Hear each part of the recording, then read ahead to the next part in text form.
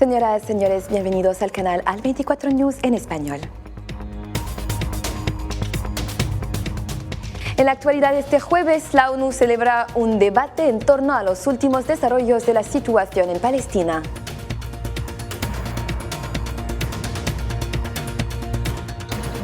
Rusia anuncia un cese el fuego unilateral en Ucrania por la Navidad ortodoxa.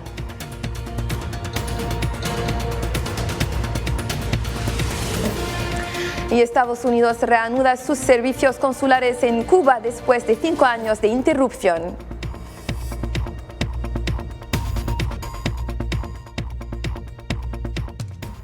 Hola de nuevo. Como decíamos en portada, debido a los últimos acontecimientos en el Quds ocupado, se ha celebrado hoy una sesión informativa pública en el Consejo de Seguridad de la ONU para discutir los recientes acontecimientos en la mezquita del Aqsa, que fue asaltada el martes por el ministro extremista Itamar Ben-Gvir. La sesión informativa de hoy ha sido distinta de la reunión mensual ordinaria sobre la situación en el Oriente Medio, incluida la cuestión de Palestina, que se celebrará el 18 de enero como debate público.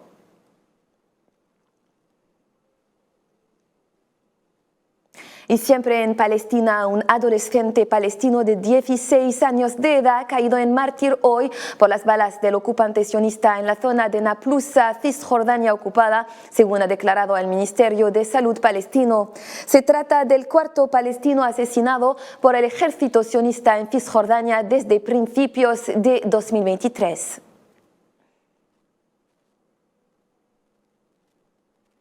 Seguimos hablándoles de la contienda palestina. Considerado el decano de los presos palestinos, el activista Karim Younes ha sido liberado hoy luego de 40 años en las cárceles del ocupante israelí. Miembro del Comité Central del Movimiento Fatah, Younes fue arrestado el 6 de enero de 1983 por las fuerzas de ocupación mientras estudiaba en la Universidad Ben Gurion.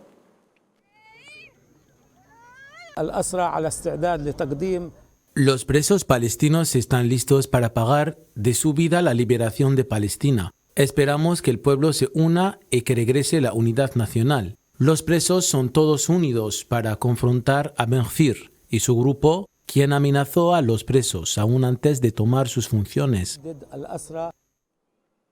En lo referente a la guerra en Ucrania, el presidente ruso Vladimir Putin ha decretado el cese de la guerra en todos los frentes durante la Navidad ortodoxa entre el 6 y el 7 de enero. En su reacción a esta primera tregua unilateral, Ucrania ha reiterado su rechazo a detener las armas mientras Rusia siga ocupando territorio ucraniano.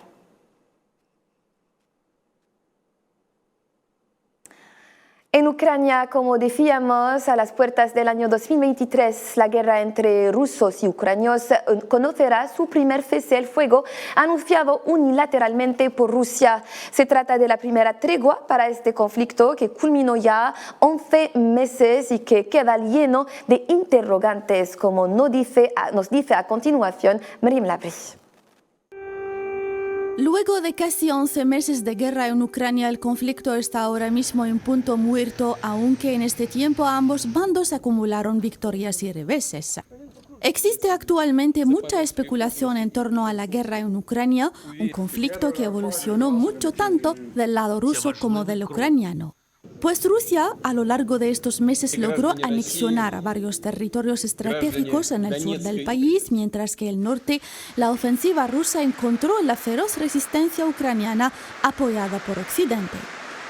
El 11 de noviembre pasado se produjo quizás el mayor éxito de la contraofensiva ucraniana cuando recuperó la ciudad de Kherson y forzó la retirada de tropas rusas al lado oriental del río Dnieper, de clave acceso al Mar Negro. Para el año 2023, los analistas militares auguran varios posibles escenarios. El presidente Putin ha admitido la movilización de 50.000 nuevos efectivos y el alistamiento de otros 250.000 para el próximo año. Será, pues, un nuevo desafío para la resistencia ucraniana, a la que varios expertos pronostican que podría consolidar aún más sus reconquistas sobre el terreno. Sin embargo, no está claro qué victorias o derrotas podrían forzar a ambos bandos a pactar la paz. Hablándole siempre de la contienda ucrania, el presidente de Turquía, Recep Tayyip Erdogan, ha mantenido una larga entrevista telefónica con su homólogo ruso, Vladimir Putin, en la cual abordaron las relaciones bilaterales y la guerra en Ucrania. El presidente turco indicó a su homólogo que los llamados a la paz y las negociaciones deben estar respaldados por una declaración unilateral de alto el fuego y una visión de una solución justa. Vean más a continuación en la declaración del mandatario turco.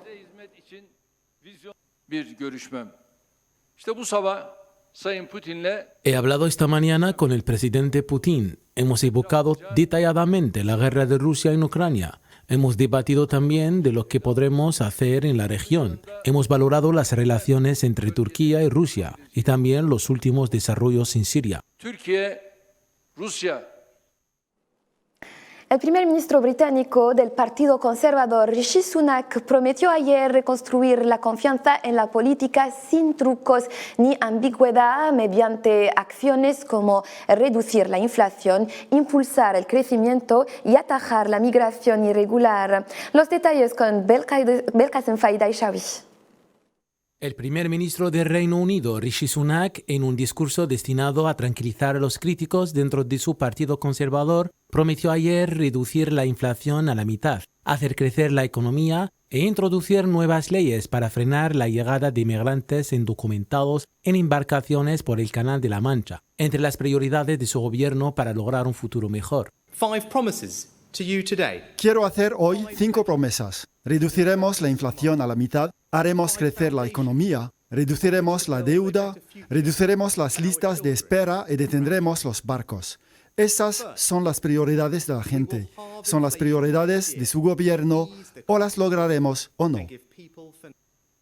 Sunak aseguró que su gobierno construirá un porvenir mejor para las futuras generaciones, como pidió a los ciudadanos que le juzgarán por los resultados que logra. Las declaraciones de Sunak llegan en un momento en el que miles de trabajadores se han declarado en huelga en el país para protestar por los salarios, el servicio de sanidad y la inflación, que se sitúa en su nivel más elevado en los últimos 40 años. Recordemos que el Reino Unido atravesó a una de sus peores crisis últimamente, señaladamente una economía que ha perjudicado principalmente a los sectores de menores ingresos, debido a la inflación y a la creciente presión de las tarifas energéticas. La Embajada de Estados Unidos en Cuba reanudó este miércoles sus servicios consulares y la tramitación de visados tras una pausa de más de 5 años durante la administración de Donald Trump en la Casa Blanca. Meses antes, Washington explicó que los visados proporcionan a las personas aptas para solicitarlos una vía de migración segura y ordenada. Veamos ahora las declaraciones de ciudadanos mexicanos.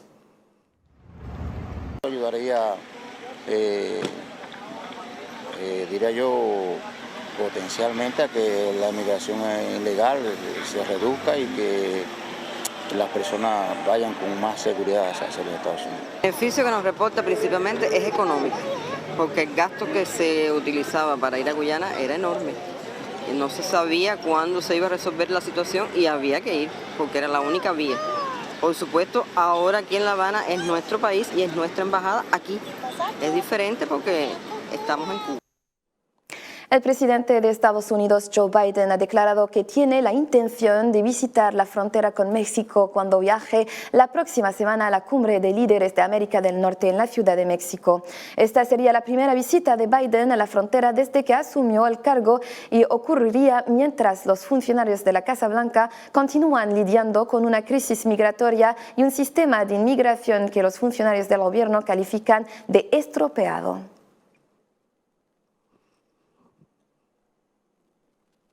La nueva ministra brasileña de Medio Ambiente y Cambio Climático, Marina Silva, que asume el ministerio, ha asegurado que Brasil luchará contra la deforestación y dejará de ser un paria ambiental. Brasil tiene ante sí un enorme desafío para cumplir los compromisos contraídos en el Acuerdo de París, tal como lo verán a continuación. Vamos ter uma ação Vamos a tomar medidas que respeten el multilateralismo, pero vamos a actuar internamente para que Brasil, en lugar de ser un paria ambiental, se convierta en el país que ayude a concretar el acuerdo con Mercosur para que vengamos productos y para que podamos también abrir mercados para nuestros productos. Con bloqueos de carreteras y movilizaciones, miles de personas reanudaron ayer las protestas en Perú, principalmente en el sur, para exigir al gobierno presidido por Dina Boluarte elecciones anticipadas. La situación política en Perú acarreó varias manifestaciones y disturbios que perturbaron el país, en particular luego de la detención del presidente destituido Pedro Castillo. Y por lo de la emergencia sanitaria en China, China instó a la Organización Mundial de la Salud a adoptar una posición imparcial sobre la gestión del COVID-19 luego de que el organismo criticara a Pekín por su definición demasiado estrecha para contabilizar las muertes por el virus.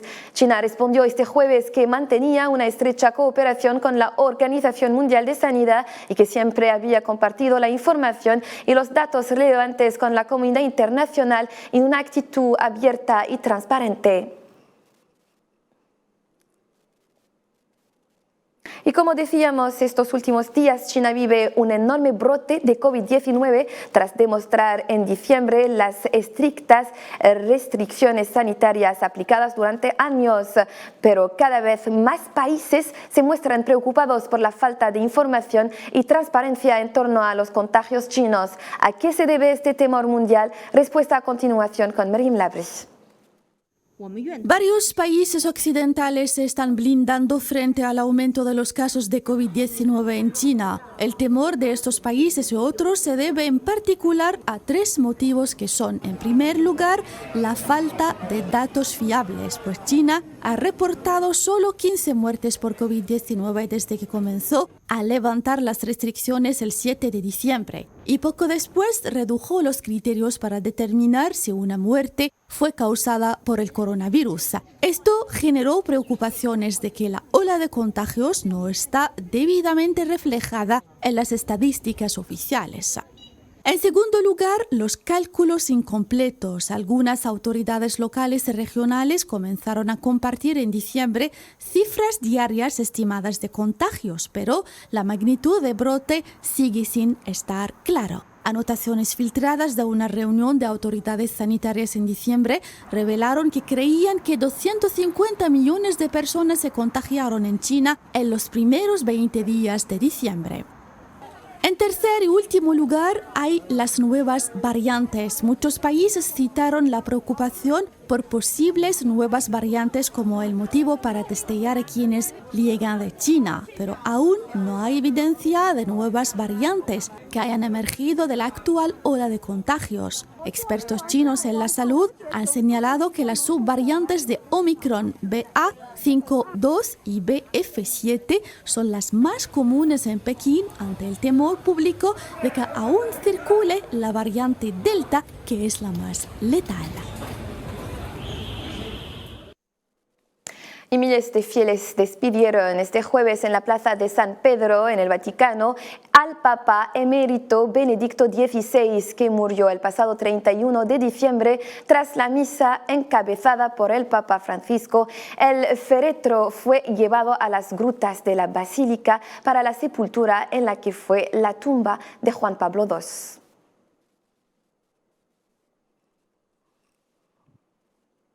Y concluimos con deporte, un programa de actividades deportivas y culturales en distintos municipios de la provincia de Constantina han sido elaborados en el marco de la promoción del Campeonato de África de las Naciones de los Jugadores Locales CHAN 2022, cuyos partidos del tercer grupo se dará en el estadio local Shahid Hamlawi. Estimados telespectadores, con ello cerramos las páginas de este diario. Gracias por su amable atención. Cita mañana. Un saludo.